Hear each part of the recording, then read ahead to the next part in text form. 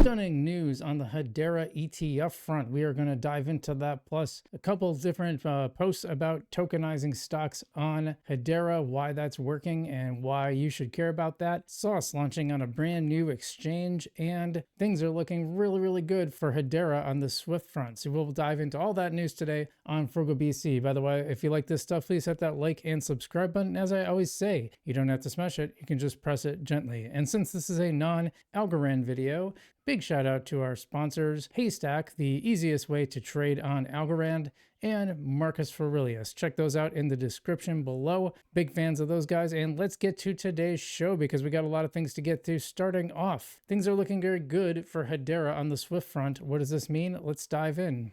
This comes right from our friend Token Nicer. HBAR getting serious with Swift's CBOS around the corner. Rob Allen, director of Hedera Enterprise Adoption Team, will be representing Hedera at CBOS. Additionally, Rob's the head of future payments at Australian Payments Plus. We just know that the new Australian stablecoin was launched on Hedera as well. We covered that earlier. As we know, this ties to CBDC Project Acacia. We've already got news that Australian Payments Plus will be using HBAR for a currency interchange solution on Hedera, but this will be the first we see public discussion around how AUS Payments Plus will be using Hedera for Acacia. Rob is the perfect rep for this role. As we already know, Australian Payments Plus covers 70% of Australian retail payments. Now beyond this, Rob's role is quite literally to transition Australian Pay Plus to support Web3 payments. Given this fact that it makes sense why they were selected for Project Acacia. I don't think this guy reads this stuff out loud because it doesn't read very well, but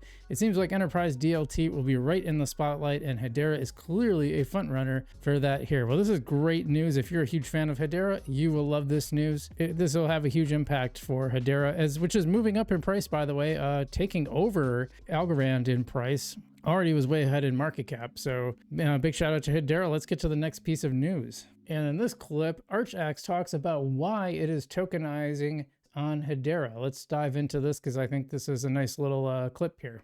A UK first in digital finance, we issued, transferred, and securely held tokenized money market funds on Hedera used as collateral in real-world FX trade between Aberdeen and Lloyds Bank. A step toward lower trading desk costs, 24/7 trading, improved capital efficiency, and faster settlement. Let's see what he has to say.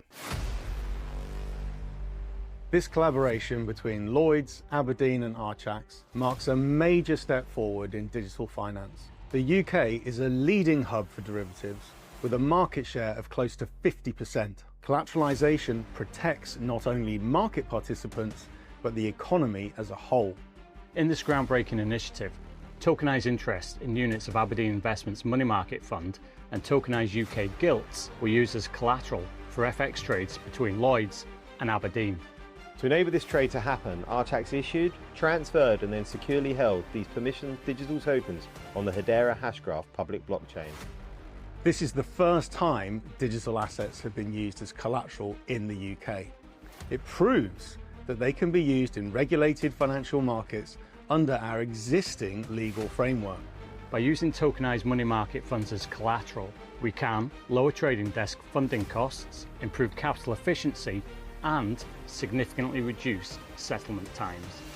Now that we've established this key digital milestone, we're looking to start scaling the use of tokenized assets as transferable collateral. It's been a collaborative effort between Lloyds, Aberdeen, and ArchAx, and we're excited to be making real progress, pushing boundaries and advancing the future of digital finance.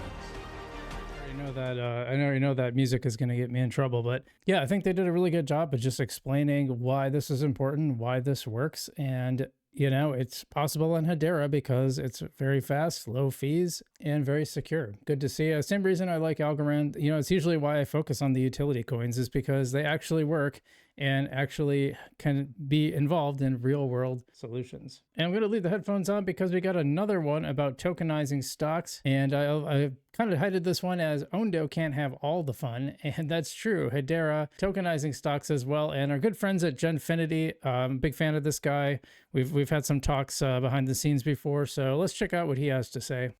Diving into a major milestone with the launch of tokenized stocks on the Hedera network through a strategic collaboration with Swarm, a leading real-world asset protocol. For the first time, equities like Apple, Tesla, and MicroStrategy on-chain. What was the vision behind the initiative, and why is it so significant for both retail and institutional investors? So we're really excited about the collaboration with Swarm as the Hedera Foundation. And our vision from the Hedera Foundation was really to focus on seeing how we can bridge the two financial worlds, right? The traditional market of equities and the new digital asset economy. And the collaboration with Swarm is exactly that. So by bringing companies like Apple and Tesla and MicroStrategy on-chain in a regulated way, we're showing that these two spaces don't have to remain separate.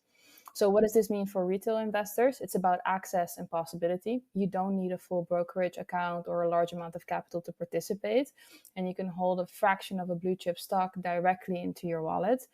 Now, this makes diversification a lot easier, and over time, it means that your holdings can also be put to work in new ways, like lending and collateralization, which we're going to be speaking more about. And for institutions, it's about efficiency and flexibility. So once equities are on-chain, they're not static anymore.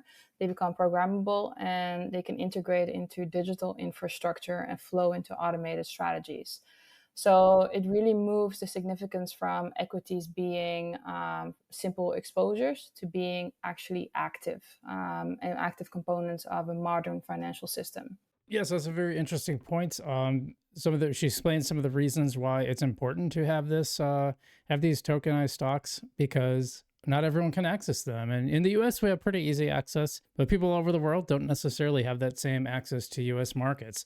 The one thing I didn't hear in this, and I'd be curious to learn more, one of the things I liked about Ondo is that they were a direct one-to-one pairing versus having an AMM. I don't think real-world assets should ever have an AMM. I think it's what happens is you have an AMM, it becomes its own market. So those tokens become completely divorced from the price of the actual asset. And once that happens, it's not really a tokenized asset anymore. That was my complaint with Lofty AI and Algorand, is that once they added the AMM, the tokens took on their own value system. They no longer reflected a fractionized ownership of the actual coin. That's what it was supposed to be. So that's my problem with it. I hope they're doing it as a one-to-one stock holding versus an AMM. That's my whole point on that. I think it works better when you do that. Now, going outside Hedera itself, the SOS token, which is the native token of the Saucer Swap DeFi platform on Hedera, just launched on a new exchange, and that's great if you're a holder of SOS, because it means more people have access to the coin than previously before. Let's take a look. This is right from Saucer Swap Labs. Just came out recently, actually, early this morning. Tomorrow, SOS lists on Coins PH, a BSP regulated exchange with 16 million plus verified users. That's 16 million people that are now going to have access to SOS that didn't before.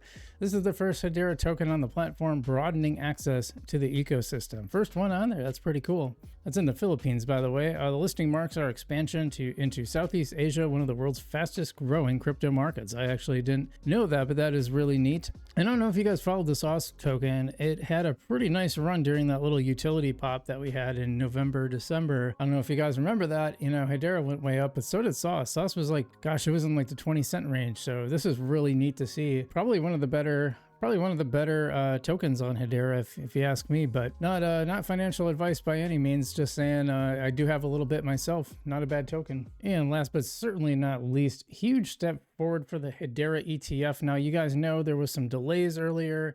This has been one of the things where people are waiting for, because it means a huge influx from traditional finance into Hedera. So if you're a token, you got a token you care about, if you can get it into an ETF, that's going to bring a whole bunch of investment that didn't exist before. So it's a really good thing to have happen. Now, there's some new news that came up recently, and it's new news. News is new.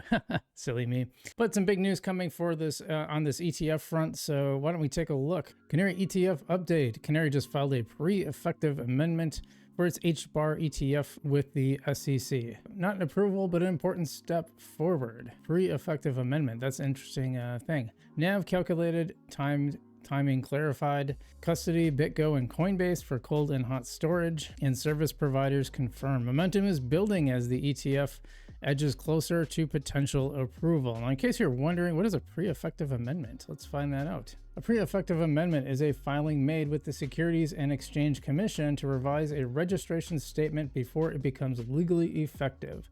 A company files a registration statement, such as a Form S-1 for an initial public offering, to register securities for public sale. Everyone got all that? Good. So good news, appears to be not an approval, of course, but it is an important step forward. A number of things clarified in there. This is Canary, by the way. Canary is the one filing this. I know Grayscale has been filing a ton of these as well, but this is big news. If you're a Hedera holder, you want to see stuff like this. Should be more liquidity flowing into Hedera, which tends to lead to higher prices. And I really think we're going to have that price pump come up in the end of the year. Q4, I think, is going to be huge. So just hang on. You know, this is the little bit of a pullback we got. I think we're really going to see major movement in Q4, especially with interest rates coming down. It's going to lead to more M2, more supply. That tends to push crypto up. So yeah, I think we'll see good things in Q4 for sure. Well, that is all the Hedera news I have today, but be sure to give the like and subscribe button if you haven't already. Yeah, Hedera is one of my favorite holdings, and so I love making these updates. I hope you guys are enjoying these. Let me know any other news you'd like me to cover. Let me know in the comments below. Let me know what your HBAR price prediction is. I'd love to hear those price predictions. And otherwise, I'm Frugal BC. Stay safe out there, and I will see you in the future.